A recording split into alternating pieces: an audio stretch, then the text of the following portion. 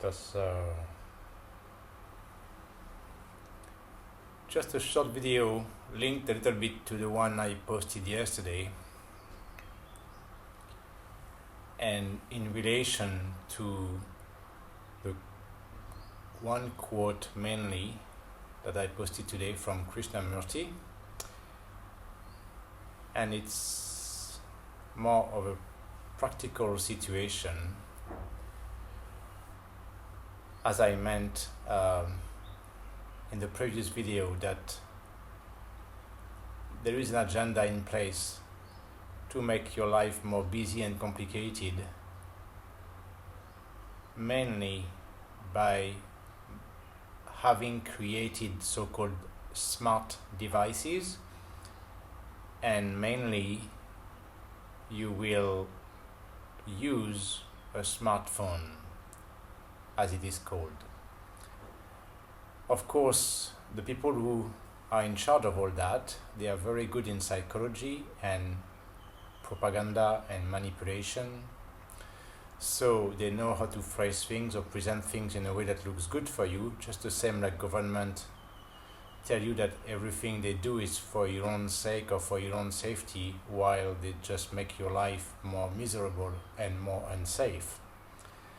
So those smart devices might seem smart to you also because of what they can do as far as technological capacities, but they are also very smart in the way that they are meant to control you in different ways. So the quote today was simply Krishnamurti asking, do you ever go out for a walk by yourself? And at once many people would say, yes, of course I go out by myself sometimes. Yes, I need a little break like that and I go out in nature or something. But they don't understand exactly what means by yourself fully, really. And as it says, of course, ideally in nature, it doesn't need to be silent that way actually, but a little break from the society, ideally from the noise of the busy society of a city, of traffic, is good in that sense.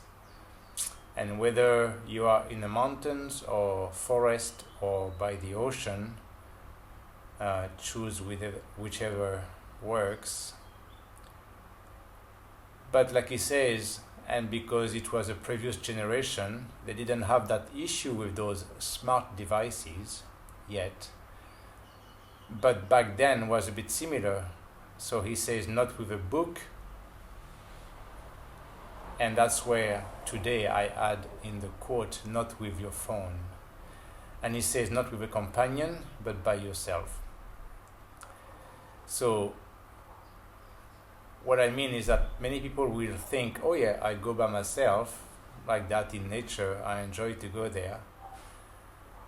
And then not with a book, which will relate back to the technology, or with a companion. So people think they go by themselves, but actually they like to take their pet with them. So again, it's not by yourself exactly because you are not yet able to face yourself, to be utterly alone, really. So you take your dog or your cat. For many of those people, or sometimes you ride your horse or whatever, and you think, yeah, I'm going away and take a break. And because that animal makes you feel good, actually give you good vibe, exactly because they don't know better. Again, the simple mind and nature of those animals, as being simpler and not as complicated as human, makes them more able to share directly good vibes with you, and that's why you like to be with them. But that's the point again. Then you're avoiding the main thing, to be really with yourself and facing that, and ultimately being able to develop that within you, but you use another being to do the job for you or make up for it, so you don't have to work by yourself. And that's not helping in that situation for what it's meant to do. And at the same time, so when he says not a book and I said not a phone, so many people will say, yeah, I go in nature by myself, but they go with a phone. So you're not by yourself really, because it's like exactly confirming your addiction as they wanted to that device. And it's like you cannot live anymore with that device with you, even if it's an iPad or whatever. Anyway, going by yourself means with no connection like that. Only connect with nature, between only you and nature, and no opportunity. And how many people are able to now go so-called in nature by themselves without a phone? Of course, many, as I do, will say, oh, but I like to take pictures. Yes, but the point is, again, in that situation, are you able to spend time in nature really by yourself without anything to distract you like that, any personal thing? And it's the same with the people, and that generation shows how the new generation, how they are so caught up in the system and they don't even realize. Back in the days, for my generation, I guess started to sound old, of course, like the good old grandfather who wants his grandson, and the grandson is like, yeah, grandpa, grandpa's talk. But I would know better. Back in the days, I would do that, and I would go hiking or running, and just that, with no aids and nothing with me. Nowadays, you see all this new generation. What do? Of course, they go hiking or running supposedly in nature by themselves with their earbuds, right? The phone and the earbuds and the music. I need my music in my ears. I need that distraction. I need my addiction to be satisfied still. That is not alone at all. That is exactly, again, avoiding the whole point of going alone in nature. So the whole idea of that, and worse, I've seen sometime hiking in high mountains, some places, and you will have a few people who actually now need to bring the speaker in their backpack with the music on for every other hikers to enjoy in the mountain.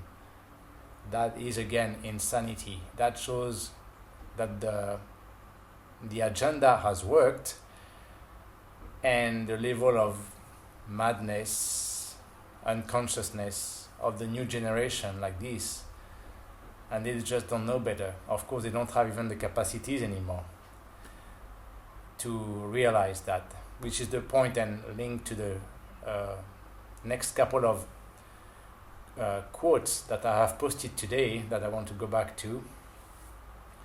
Exactly in that sense,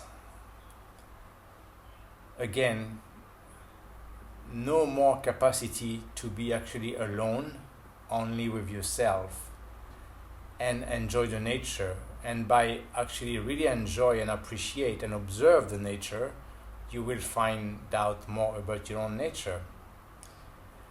And that is the whole point of going alone, really alone in nature that way.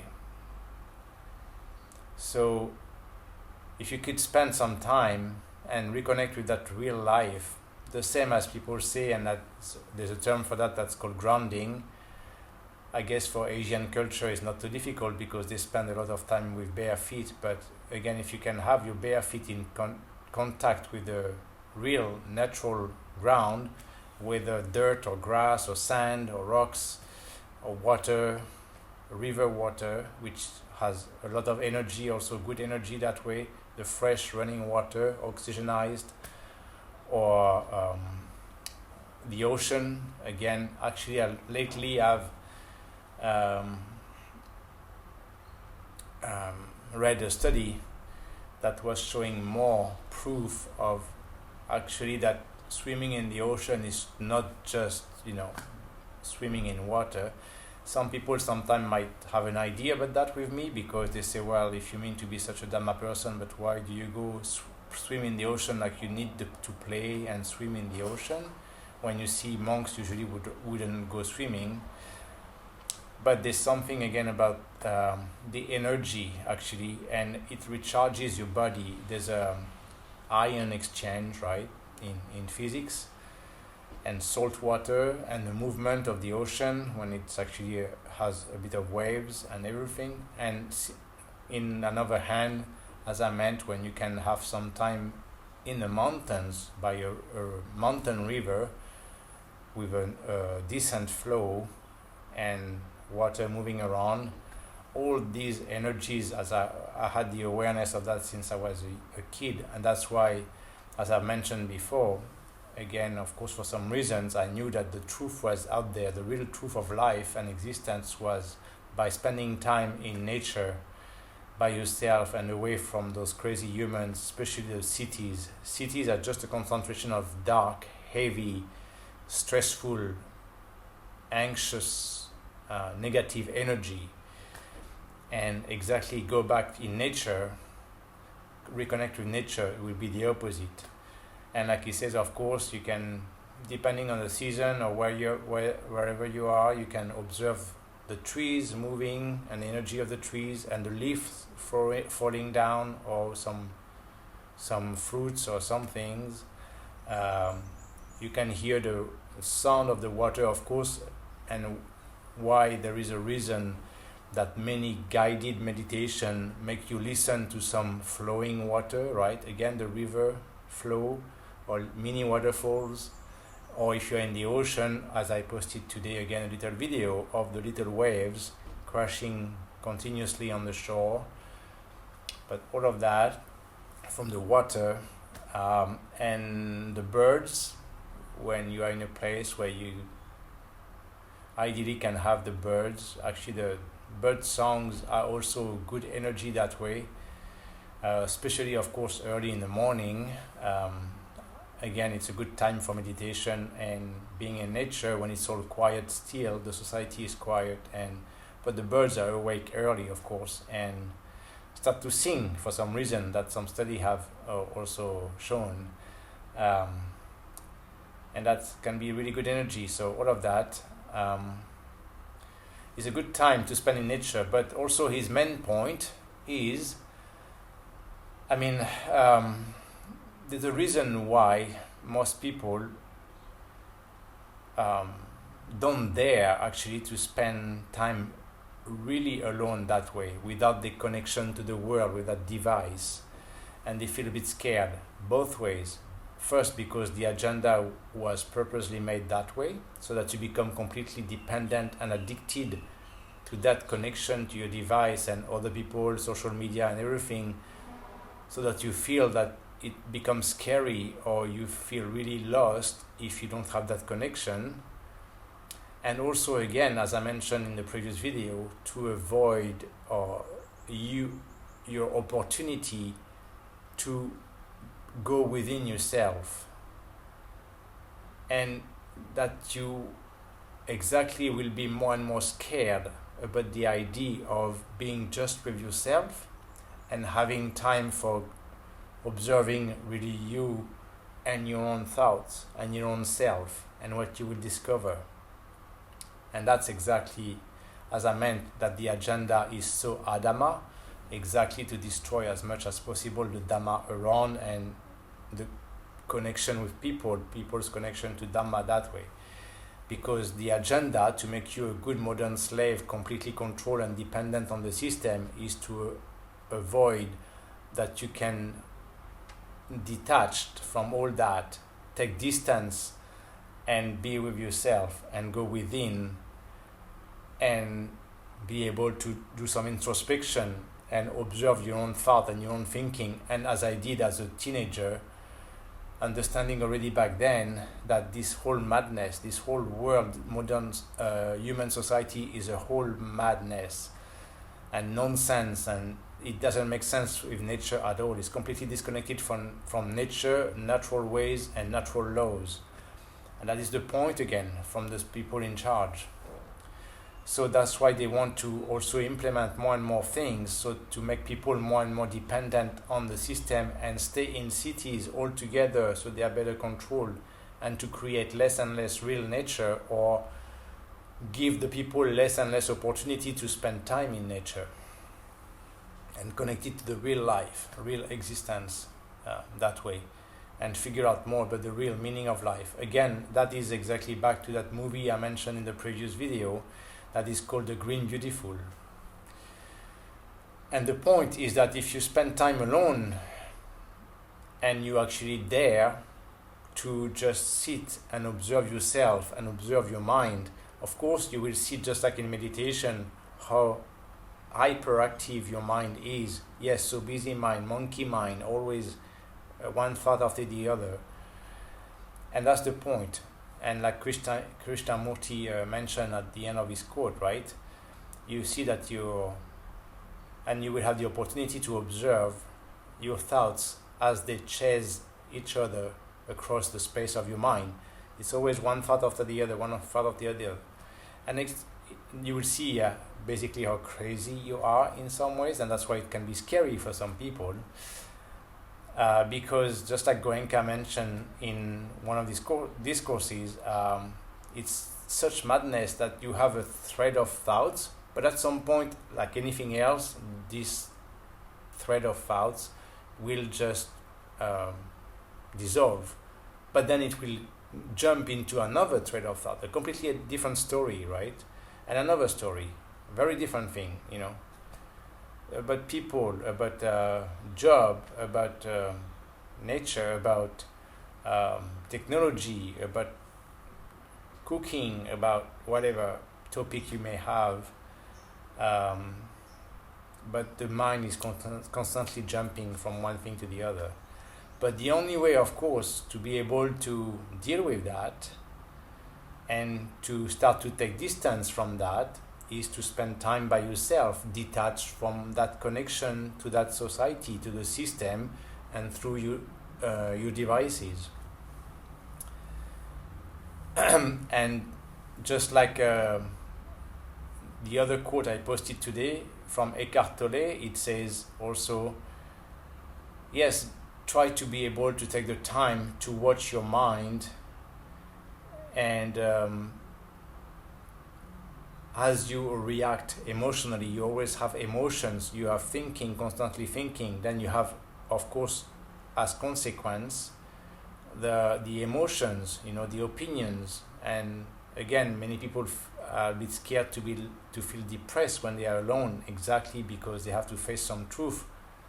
But at the same time, it's a vicious cycle, because by keeping yourself busy, you just keep consolidating your mind in that state of constant latent depression. But because you're constantly busy, you don't need to face it directly. But that's why many times you feel down and you don't know why, and you will wake up with the blue mood, and you don't know why, all this. So but he says, at least if you cannot observe directly, understand that you are the watcher of the mind, right? So try to take distance and take the time to see your reactions to your emotions, or the emotions compared to your thoughts, and start to calm down and take the time to look at that and ponder about that.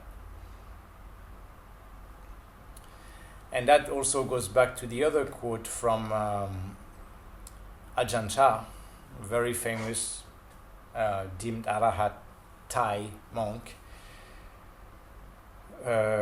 which also exposes like that the nature of the mind exactly originally is to be very calm like this. That's what, of course, the ultimate goal is, to go back to a very calm mind. But then the thoughts are like the wind going through the trees. When there's no wind, the leaves are just not moving like steady, and then the wind comes, and then the leaves are just moving like this, floating. So they flutter, and then so that is exactly what the thoughts are doing. But when it's constantly like this, of course you can never rest, you can never have a relaxed mind, you can never go back to the original nature of the mind. So if you can manage to take time for yourself like this as much as possible, with no connection through device or not to the society, through other beings, to only sit with yourself and learn to take distance like this, to detach from that thinking mind and become really the observer of that. And when you have an emotional reaction, also try to observe that emotional reaction. And that will help a lot, of course.